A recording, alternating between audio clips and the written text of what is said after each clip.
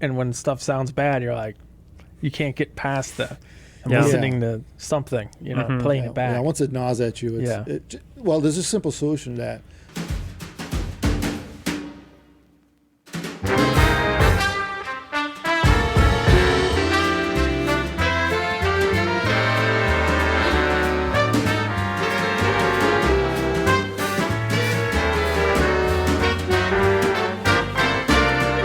The other day I was on Tidal, and I'm just going through tracks like I've never used before. You know how they always show stuff, new music. Here's a list of the master quality stuff they have. So I'm like, all right, well, let's go through these songs and let's see if I can find something new that's really good. And I'm going through it, and one thing I noticed, and I don't think we ever talked about, is that how important the mix is in the music. Crucial. I mean, today's systems we have are all, I mean, for the most part, audio playback has come a long way in the last few decades. Well, yeah. And we're at one hell of, if you ask me, in terms of resolving power and be able to hear things in the mix, we're at a hell of a peak right now in headphones, speakers, systems, electronics, everything. And, let's talk about that, about the mix. Well, now there's also more music being produced now than ever. I mean, music's being produced at a rate faster than you can listen to it. Ain't that the truth? Well, yeah, it's just accessibility, right? Yeah. It's easier to make music now. Yeah. Record it. Well, yeah, you can, a laptop, a bedroom, headphones, you're good to go. In fact, a lot of them are done that way, right? Yeah. At the start of this channel, we did a video about that, about like how much music there is in the world. And it literally is coming out like faster than can be listened to it. Like several times more every minute are being released than that minute is worth. Crazy.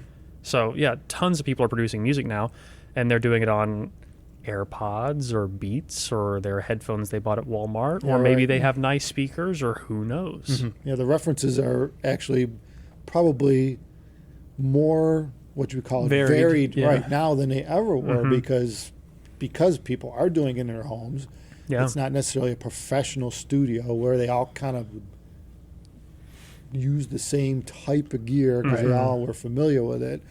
And now it's got to be quite the mix when you think about it, what's going on in terms of the source side of music. Well, and it's how music is recorded is a lot different. Now, like, everything's like remote. Like, you have one guy play a part, in his home studio or whatever, another person. But back in the day, it was like, all right, we got a mic and we're all in the same room recording. And that's why older recordings, that's why they sound like that. It's like just like literally one mic. Almost like a live. Yeah. More. It was live. Yeah. And you still get that. Yeah, it still happens. Yeah, like there's people with like home studios and bands that come together and record in one place, but it is all over the place. I was telling you about this earlier. I saw a guy on Twitter, and he was like, hey, I want headphones that I can use that'll sound like my studio monitors, and I want to mix when I'm on airplanes and stuff like that. And everybody in the comments was like, just get AirPods Max. And I was like, oh God. But, there's a lot of people that think that's the nicest headphone in the world. Yeah, a lot of people don't think that there's anything more expensive than $500 in the headphone world. And there's nothing wrong with them. They're great for listening to music. Yeah. And noise canceling and that stuff. Yeah. Right. Yeah. But I would not mix on them. Yeah. Because the problem with a product like that is it's under the control of software. Right. Like, you don't know what it's doing to what you're mixing. Well, I mean, if you were specifically mixing music specifically for like Apple Music spatial audio, then in that case, though, I would be like AirPods Pro or something. Yeah. Like, if someone said I'm going to use AirPods Pro to mix on an airplane, I wouldn't be mad. I'd be like, okay, it's not studio monitors, but that's acceptable. Yeah. They're like kind of neutral, and they have the built-in Atmos and spatial tools and all that. But there's just so much variance. Somebody's like, cheapest headphone on Amazon, these $10 Sonys that so many bajillion people have bought. There's definitely people mixing on those. Right. There's some guy somewhere mixing a track on those, and he's like, oh, this sounds great. Yeah. I remember one time, I don't know why Eric didn't have his monitor, but he's like, oh, I could use my TV, and this is like 2008 or something, and he was color correcting a photo on his TV, and this is before the calibration or anything. And then you take it off your TV and put it on another computer or something. And it's like, oh my, looks fine here, but you bring it over here, it's like, oh my god, yeah. Well, yeah, music's like that everywhere, and that's part of the problem we're running into with our better headphone systems is you just have, people people will get into the higher end of things and they'll go, oh, now I'm not liking my music so much. It's like, well, there's probably better versions of the music you like that you need to seek out.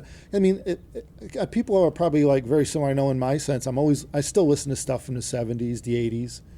I enjoy that. That's my music. And I'm not listening to one track over and over again, but it's probably a collection of tracks that I just go to.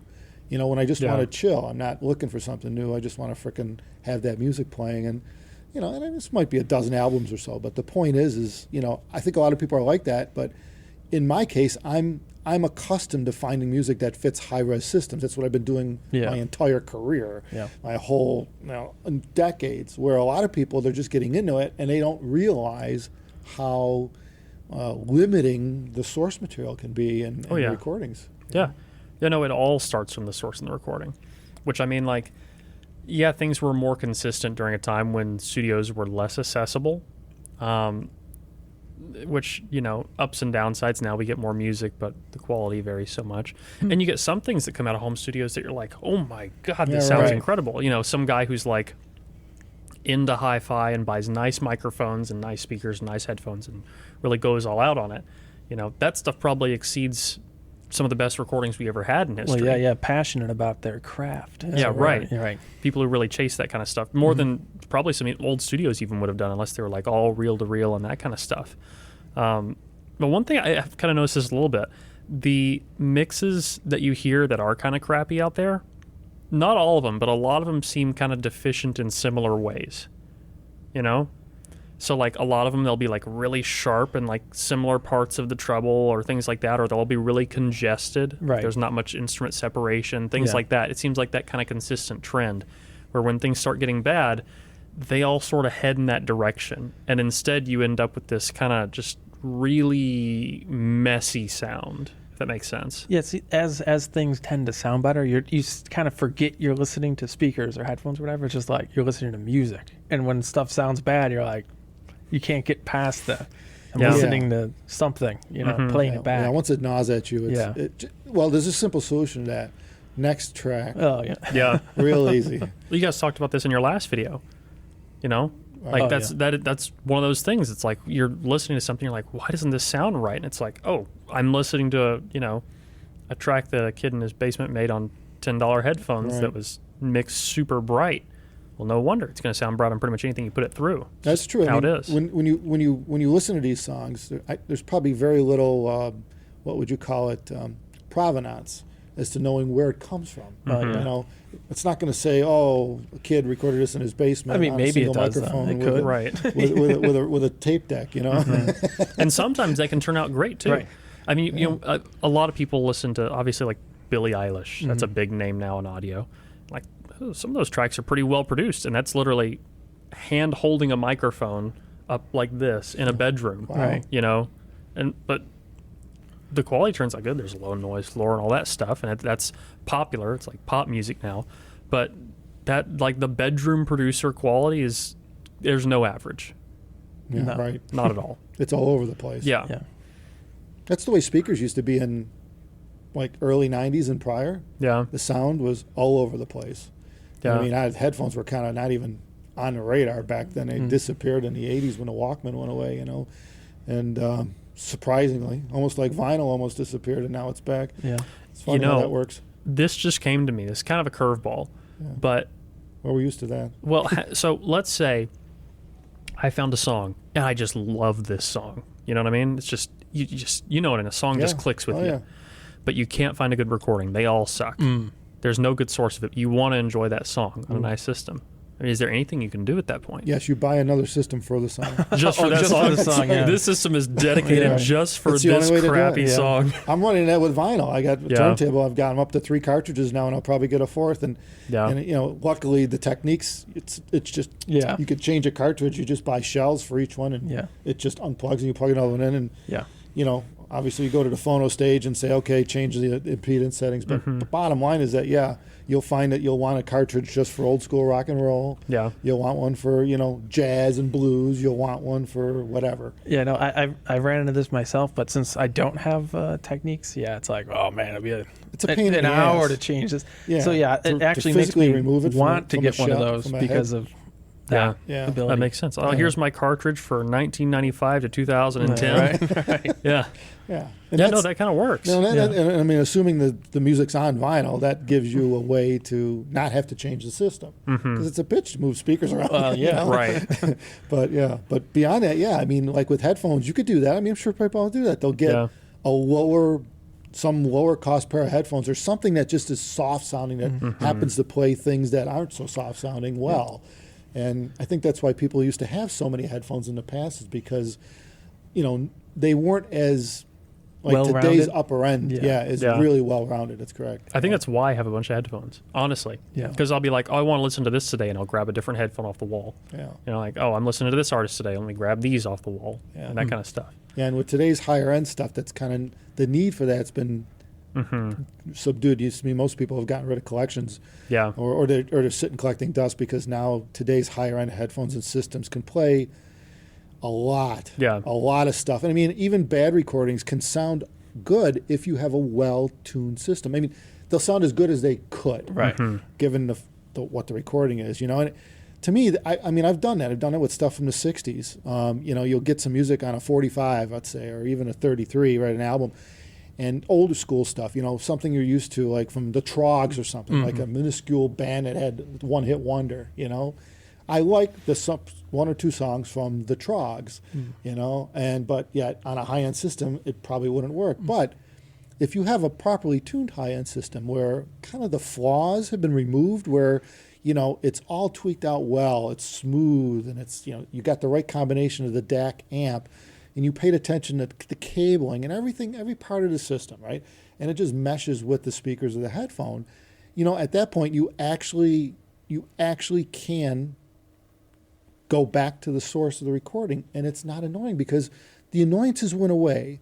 And what a lot of people don't realize is the reason that recordings are annoying is because the system has similar faults in the same regions where the recording was annoying. Like compounding. Yeah. So it's a multiplicative effect, and it multiplies against it. And so, but it's hard to do a system like that. So most people don't. The majority, 99% of people just don't have a fully evolved system like that, because it usually takes time and patience and knowledge and trial and error and a lot of money and things that make you go, And research and that's how it goes. It's a lot of trial and error to really fit it. Yeah, I mean, that's the thing. Like me having like the same speakers for 20 years, now I can play anything on them. Like everything I know, I've changed everything that needed to be changed. Yeah, you evolved the system around that, and you got. It took 20 years though. You get rid of faults. You systematically remove faults within the system chain, and what's left is the source. And you could listen to something like I used the Trogs as an example, but it's anything from the early 60s or early 70s or whatever.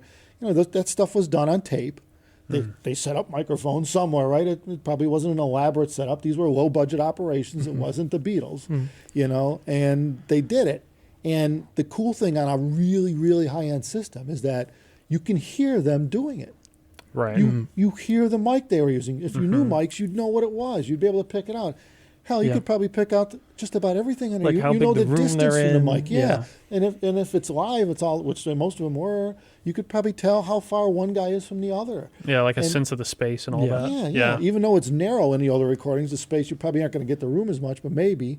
But you tend to get that focus on the vocals, and you could hear them really, and the emotion, I think, comes out more with that. So to me, some of the older stuff's really cool if you have a system that can play it back properly. Yeah. Well, you look at Jeff Buckley, Hallelujah.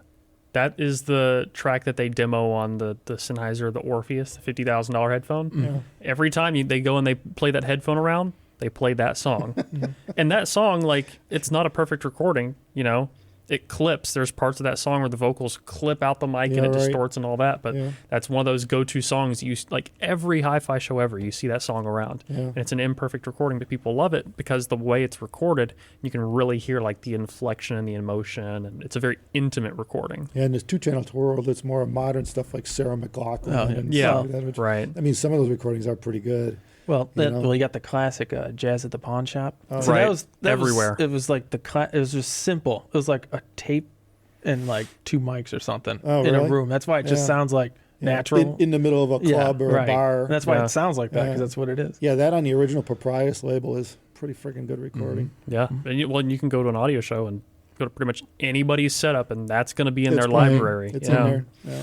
Yeah, it's easy to find. Yeah, it puts you in that place. You know? So it almost feels like we had this discussion. We're coming full circle because it's like, well, the mix matters a lot, but yet even if the mix is bad, you could play it and enjoy it. Yeah. If you appreciate the mix and understand where it's coming from. Yeah. For sure. So yeah, I guess it's the way it's always been with music. Yeah. Well, yeah. But there's a bright side to all this also. Audio equipment's getting better and better.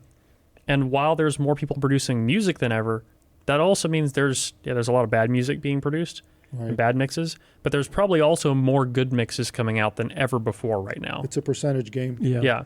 So we're getting a big net positive of more good mixes out there. Yep. You just got to find them. Well, and the ease of finding stuff is as high as ever. With streaming? Yeah, now you just open up Tidal, Apple Music, whatever, and it suggests stuff for you that you never heard, and it makes you playlists. You just hit next, right? Mm-hmm. Yeah. I mean, I go through the Explore tab all the time. Last night, I was listening to headphones, and I found some album I never heard before and put it on and was like, whoa, this sounds incredible. And that artist, it was their first ever album. They just released it. Nothing else by them. Couldn't find them on any other tracks or anything. It's just like they came out of nowhere with something that's great, mixed super well, and that'll happen. Yeah. Which is really cool. Yeah. That's the fun part about trying new stuff. 95% of it may not be your taste to your taste. Right. But that 5% is a keeper. Yeah. Oh, yeah. Yep. Especially when it really stands out. Because there's those tracks that you just stumble on it. It's always at like 1 a.m. or something. You're listening to your speakers, or your headphones or whatever. And you stumble across some track and it's just like, whoa. Yeah, the hardest part is the next day remembering what the hell it was. Oh, yeah. Yeah. That's the second I hear that, I'm immediately like, okay, save right Write now. it down. Right, Yeah, I keep a notepad with a pen. Oh, there you go. Because it's idiot-proof. It's in ink, on paper. Right. Yeah, then you have to worry like, oh, did I add it to this playlist or not or whatever? Right. Yeah. Yeah. So, but anyway, there you have it. Yeah. That's the mix. We talked about the mix. Halloween's coming closer. Can you tell? We got more decorations here? No, What's actually, spookier than a bad mix? I don't know. A good mix. Are you a good mix or a bad mix? I don't know. Did you see Wizard of Oz? Oh, yeah. Of course. Yeah. Everyone has, I think. It's been on TV since like 42. No, before that. We're not in Kansas anymore. Yeah, that's right. Yeah, right. We're in Buffalo. Yeah, that's right. Yes, Dorothy. On that note, thank you everybody for watching. Subscribe to us because we got more good topics coming. So make sure you subscribe so you know it's there. Take care of yourselves. Thanks.